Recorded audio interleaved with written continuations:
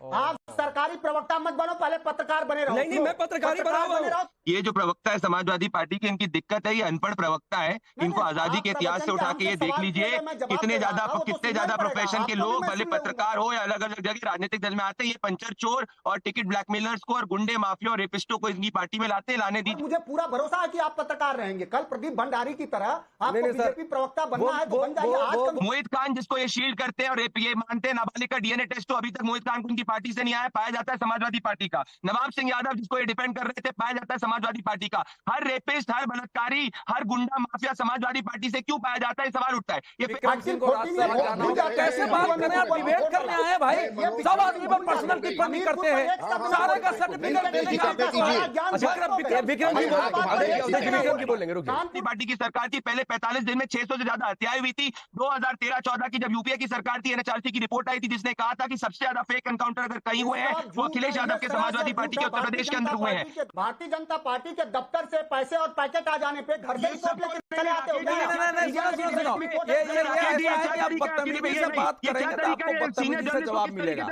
चलिए शुरू करते हैं। मैं शुरुआत मनोज काका जी आपसे करता हूं और मुख्यमंत्री योगी आदित्यनाथ के एक बयान को कोट करता हूं जो उन्होंने आज दिया है कि सत्ता विरासत में मिल सकती है, बुद्धि विरासत में मिल नहीं सकती है। कहां टारगेट है सर, आप इस पर जवाब देंगे? और सवाल यह भी कि मंगेश पर सिर्फ इसलिए बवाल हो रहा है क्योंकि यादव है, सामने उपचुनाव है।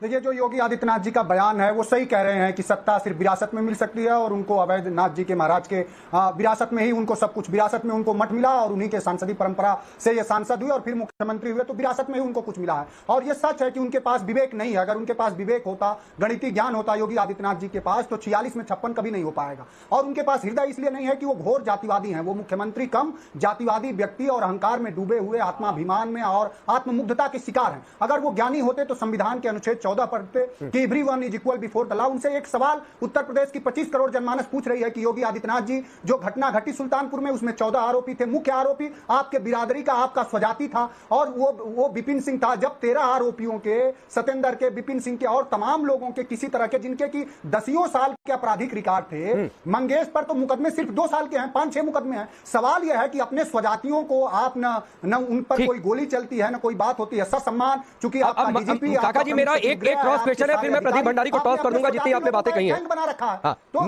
मेरा एक क्रॉस मैं खत्म कर रहा हूं राकेश। बोलिए, पूरा कर लीजिए। जब आपने स्वजात नहीं, क्रॉस क्वेश्चन भी ले लेंगे आपका, सुन तो लीजिए, खत्म कर। जब आप स्वजातियों का गैंग चलाएंगे, अभी चंदौली में क्या हुआ, एक प्रजापति की हत्या हुई, हत्या करने वाले कौन थे? योगी आदित्यनाथ जी के लोग थे। हमारे यहाँ निशा यादव की हत्या करने वाले कौन लोग थे? योगी आदित्यनाथ के सजाती लोग थे। तो अगर वो संविधान के बरक्स अपना सजाती लोगों को ही गुंडा अपराधी बनाता, अगर इतना उनमें सुचिता है, तो उत्तर प्रदेश के पूर्वांचल के, ठीक है। अब मेरा एक सवाल, मनोज जी, मेरा एक सवाल, फिर मैं प्रदीप भंडारी के पास जाऊंगा।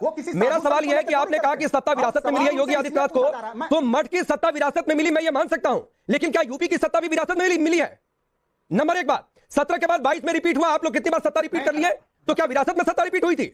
दूसरी बात, एनकाउंटर पर आ जाते हैं, तो आप ये बात कह रहे हैं, तो अगर मंगेश यादव पुलिस पर गोली बरसाने आएगा तो क्या पुलिस कहेगी कि चूंकि तुम यादव हो इसलिए तुम पर गोली नहीं चलाएंगे भाई? और एक बात और, मैं आपकी मेमोरी थोड़ी सी दुरुस्त कर देता हूं मनोज काका जी। असद के एनकाउंटर पर सर, छोटा सा, मुझे मालूम है सवाल थोड़ा लंबा हो रहा है। असद के एनकाउंटर पर अतीक के बेटे का जब एनकाउंटर हुआ था, तब अखिलेश यादव जी ने ट्वीट किया था, और क्या ट्वीट किया था? भाईचारा खराब हो रहा है, एनकाउंटर फेक है, पहले उन्होंने तय कर लिया था। तो सर आपको भी पता है कि हर बार न्यायिक आयोग का गठन होता है, न्यायिक आयोग उस पर भी बना, और उस न्यायिक आयोग की रिपोर्ट आई कि एनकाउंटर रियल है, अतीक की किलिंग में पुलिस का कोई हाथ नहीं। तो सर आप लोग पहले से खुद न्यायालय बन जाते हैं, इसीलिए मैंने चुनाव वाला सवाल पूछा था। बोलिए।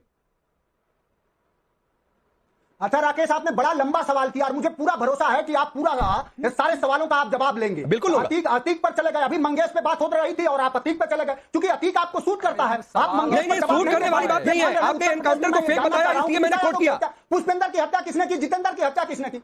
आप सरकारी प्रवक्ता मत बनो, पहले पत्रकार बने रहो। नहीं, मैं पत्रकार बना हुआ हूं, मैं पत्रकार हूं या नहीं हूं मनोज काका जी, ये आप तय मत करिए, आप जस्टिफाई मत कीजिए। क्योंकि आपने एनकाउंटर को फेक बताया, इसलिए मैंने पीछे का संदर्भ दिया, और मैंने पहले ही कह दिया कि मालूम है कि मेरा सवाल लंबा हो रहा है, और जितना मेरा सवाल लंबा उससे दोगुना समय आपको दे रहा हूं। बोलिए। कि जब 14 अपराधी थी, एक अपराधी जो अपने बहन को दिन में ले गया फीस जमा कराने, जिसके पास एक झोपड़ी है, उसका अपराध क्या जानते हैं? कि वो सिर्फ यादव जाति का है, ये उसका अपराध है। और यही पूरे उत्तर प्रदेश में यादव होगा, मुसलमान होगा, प्रजापति होगा, कुमार होगा, पटेल होगा, उसका तुरंत इनकाउंटर होगा।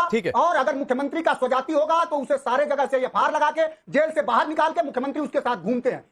ये सीधा आरोप नहीं है, ये प्रत्यक्ष को किसी तरह के प्रमाण की कोई आवश्यकता नहीं होती। और मुझे पूरा भरोसा है कि आप पत्रकार रहेंगे। कल प्रदीप भंडारी की तरह आपको बीजेपी प्रवक्ता बनना है तो बन जाइए, आज कम से कम सवालों के साथ खड़े रहिए। मैं आपके भरोसे पर एकदम खरा उतरूंगा मनोज काका जी, और मुझे भी पूरा भरोसा है कि सर आप नेता हैं तो सिर्फ यादवों की बात नहीं करेंगे, आप सिर्फ मुस्लिमों की बात नहीं करेंगे, अपने नेता के जीवन में आप दूसरी जातियों की, ब्राह्मणों की भी बात कर लेंगे, ठाकुरों की भी बात कर लेंगे, गुप्ता समुदाय की भी बात कर लेंगे।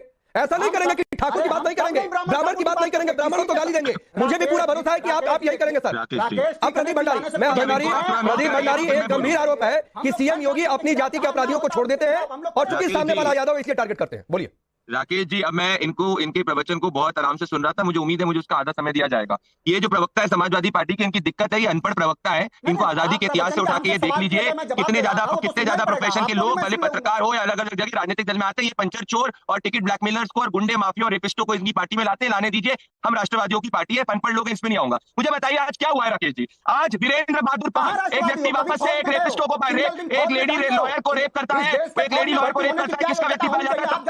देखिए राकेश जी, ये मनोज काका जी प्लीज सर प्लीज ऐसे नहीं होता है। आप पूरी हो जाए फिर मैं आपको भी समय दूंगा। गालीबाज कह रहा है कि तो आप सर नोट कर लीजिए, ठीक है चलिए, आपने ऑब्जेक्शन कर दिया, नहीं चलिए ठीक है। आपको मनोज काका जी, आपको लगा कि प्रदीप भंडारी ने कुछ ऑब्जेक्शन कहा, आपने ऑब्जेक्शन कर दिया सर, अभी नोट कर लीजिए, फिर मैं आपके पास तुरंत आ जाऊंगा। बोलिए प्रदीप भंडारी, अभी बीच में नहीं। देखिए मैं कहना चाह रहा हूँ राकेश जी, मुद्दे की बात करूंगा, इनको मुद्दे के अलावा हर चीज की बात करना आती है। राकेश जी, वीरेंद्र बहादुर पाल समाजवादी पार्टी का व्यक्ति पाया जाता है रेप करने के लिए। मोहित खान जिसको ये शील्ड करते हैं और ये मानते हैं, नाबालिग का डीएनए टेस्ट तो अभी तक मोहित खान को उनकी पार्टी से नहीं आया, पाया जाता है समाजवादी पार्टी का। नवाब सिंह यादव जिसको ये डिफेंड कर रहे थे, पाया जाता है समाजवादी पार्टी का। हर रेपिस्ट, हर बलात्कारी, हर गुंडा माफिया समाजवादी पार्टी से क्यों पाया जाता है, सवाल उठता है। ये फेक एनकाउंटर की बात करते हैं राकेश जी। जब समाजवादी पार्टी की सरकार थी, पहले 45 दिन में 600 से ज्यादा हत्याएं हुई थी। 2013-14 की जब यूपीए की सरकार थी, एनएचआरसी की रिपोर्ट आई थी जिसने कहा था कि सबसे ज्यादा फेक एनकाउंटर अगर कहीं हुए हैं वो अखिलेश यादव के समाजवादी पार्टी के उत्तर प्रदेश के अंदर हुए हैं। तो ये लोग फेक एनकाउंटर्स के फेक एनकाउंटर्स के एक्सपर्ट्स हैं। सवाल ये है राकेश जी कि क्या मंगेश यादव अपराधी था कि नहीं था? यूपी पुलिस ने क्या, यूपी गवर्नमेंट ने क्या कहा सुप्रीम कोर्ट के अंदर कि हर एनकाउंटर जो है वो सुप्रीम कोर्ट की गाइडलाइन के हिसाब से हुआ है, ये कोर्ट में जा सकते हैं। पर सवाल ये उठता है कि अपराधी में जाति क्यों देखते हैं? मोहित खान की बात धर्म की बात नहीं करेंगे, क्यों? क्योंकि इनको सूट करता है। मंगेश यादव की जाति की बात करेंगे, क्यों? क्योंकि इनको यादव जाति को कंसोलिडेट करना है। इसीलिए उत्तर प्रदेश की जनता ने इनको खाड़ फेंक दिया था, क्योंकि ये जातिवाद धर्मवाद करते हैं, ये विकासवाद नहीं करते, और इसी कारण ये 2027 के अंदर भी इनको उत्तर प्रदेश की जनता को खाड़ फेंकेगी। इनसे जवाब दीजिए कि क्यों हर बलात्कारी, हर माफिया समाजवादी पार्टी से पाया जाता है? ठीक है, मैं जवाब नहीं लेता, अनपढ़ पंचर वाला समाजवादी पार्टी। नहीं मैं जवाब नहीं लेता हूँ। मनोज काका जी, जो प्रदीप भंडारी के सवाल कि एक तो मोहित खान पर आपकी सिलेक्टिव चुप्पी, मऊ में एक केस आ गया, उस पर अभी तक नहीं बोले, नवाब सिंह यादव पर एक सेफ साइड आप लोगों ने लेकर चला, तो उस पर जवाब दीजिए, वो प्रदीप भंडारी का सवाल है। दूसरा उसमें मैं एक ऐड कर देता हूं, जो आप कह रहे हैं यादव, तो सर योगी राज में जो एनकाउंटर हुए हैं 2017 से 2023 तक, सर एक मिनट में कोट कर देता हूं, मुसलमान 61, ब्राह्मण 18, ठाकुर 16, जाट गुर्जर 15, यादव 14। तो आप जो कह रहे हैं कि ठाकुर को छोड़ दे रहा है, ठाकुर को छोड़ दिया जा रहा है, तो ठाकुर तो 2 अधिक मारे गए अपराधी, फिर भी आपको यादव दिख रहा है जो 2 कम है। बोलिए।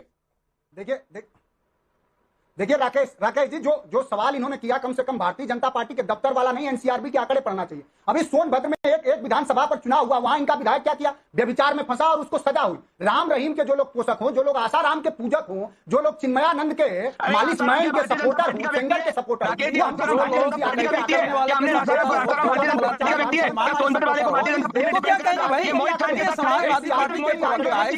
झंडा लेके सबके साथ ये इस प्रकार की भाषा का प्रयोग कर रहे हैं, शर्म आती नहीं है अपनी भाषा बोलने में।